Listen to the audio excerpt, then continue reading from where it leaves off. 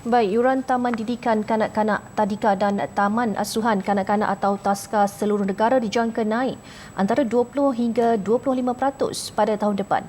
Keadaan itu menyebabkan ramai ibu bapa terkejut dan bimbang dengan kenaikan kos bulanan yang akan ditanggung, lebih-lebih lagi yang mempunyai lebih daripada seorang anak.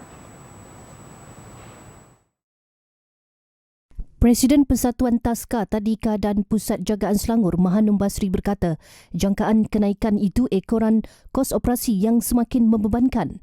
Dan untuk kekalkan kualiti, so kita juga hendak, bila kita nak pastikan kualiti, maka penjagaan ini memenuhi harapan ibu bapa. So apa yang kita perlukan dalam pelaburan tadi saya sebut tentang staff training ataupun latihan staff, pembelian alat bantu mengajar, dan untuk penyelenggaraan kemudahan, umumnya kanak-kanak fitrahnya suka bermain dan banyaklah alat-alat permainan yang sudah tidak boleh digunakan ya apabila menjelang habis tahun ya.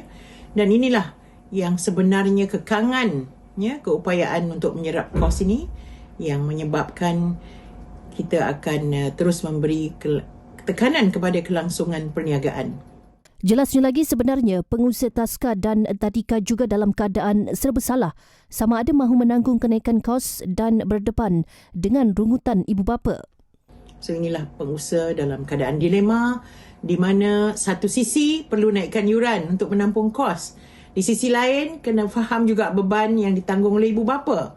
So ini yang kita sebenarnya mengharap pihak kerajaan, sama ada kerajaan pusat ataupun kerajaan negeri, ya, untuk membantu kita dalam konteks mengurangkan beban operasi dan dapat seterusnya memastikan kelangsungan perkhidmatan TASKA Tadika ini tanpa mengorbankan kualiti perkhidmatan yang ditawarkan. Sebelum ini, Pengerusi Persatuan Pusat Jagaan Kanak-kanak Malaysia, Simon Ng, memaklumkan penambahan kos operasi industri penjagaan kanak-kanak akan meningkat dengan ketara seiring dengan kadar gaji minimum yang dikuatkuasa Februari tahun depan.